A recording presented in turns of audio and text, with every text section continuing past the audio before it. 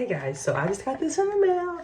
Let's do an unboxing. So I have been looking at the pulling oil off Amazon. I heard it was all the rage. You know, I just use, regular toothpaste and I want to do something different. So let's open this up right now. Let's do an unboxing. I have no idea how to use this. I'm just telling you right now. All right. So you have a toothbrush of the pulling oil. Ooh, and a tongue scraper. Shake, shake, shake, shake.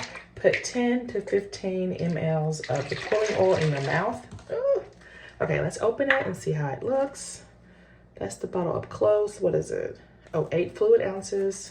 Smells really good. So it's like, oh, it's coconut and mint. It does come with a little cup here.